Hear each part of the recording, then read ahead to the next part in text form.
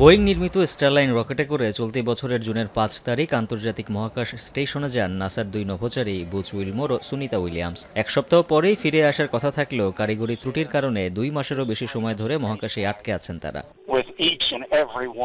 Boeing জানায়, নভোচারীদের বহন করা রকেটটিতে প্রপালশন সমস্যা ও হিলিয়াম লিক হওয়ায় উৎক্ষেপণের একদিন পরেই ৬ জুন নষ্ট হয়ে যায় ক্যাপসুলের ৫টি থ্রাস্টার। পরবর্তীতে ৪টি থ্রাস্টার পুনরায় সক্রিয় করা হলেও এখন পর্যন্ত নভোচারীদের কোনো ধরনের আশার বাণী শোনাতে পারেনি নাসা। তাদের ফিরিয়ে আনতে স্পেসএক্সের ক্রু ড্রাগন মহাকাশযান ব্যবহার করার কথা ভাবছে প্রতিষ্ঠানটি। সেক্ষেত্রে মহাকাশ স্টেশনে নভোচারীদের থাকতে হতে পারে আরও অন্তত ৬ মাস, আর এতেই তৈরি হয়েছে অনিশ্চয়তা। নভোচারীদের পৃথিবীতে ফেরাতে স্পেসএক্সের মহাকাশযান ব্যবহারের পরিকল্পনা করা হলেও জনমনে প্রশ্ন, এতদিন কিভাবে আন্তর্জাতিক মহাকাশ কেন্দ্রে থাকবেন দুই নভোচারী।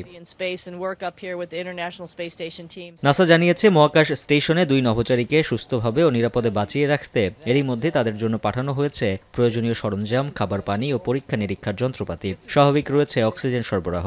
উইলমোর ও সুনিতা ছাড়াও ৪ মার্কিন এবং ৩ রুশ নভোচারী রয়েছেন মহাকাশ স্টেশনে। নৌবাহিনীর অবসরপ্রাপ্ত হেলিকপ্টার পাইলট ছিলেন ৫৮ বছর বয়সী সুনিতা উইলিয়ামস। ৬১ বছরের উইলমোর একজন প্রাক্তন ফাইটার জেট পাইলট। তিনি এর আগেও আরও দুবার মহাকাশে গিয়েছেন। অভিজ্ঞতা রয়েছে মহাকাশ স্টেশনে কাজ করার। তথ্য বলছে, শুধু সুনিতা উইলমোর নয়, ৯০ দশকে রাশিয়ার ভ্যালারি পলিয়াকভ ৪৩৭ দিন ছিলেন মহাকাশ স্টেশনে। গেল বছর ৩৭১ দিন পরে পৃথিবীতে ফেরেন যুক্তরাষ্ট্রের মহাকাশচারী ফ্রাঙ্ক রুবিও। আর আইএসএস স্টেশনে ১০০০ দিনেরও বেশি সময় কাটিয়েছেন রাশিয়ার ওগেল কোর্নেনকো।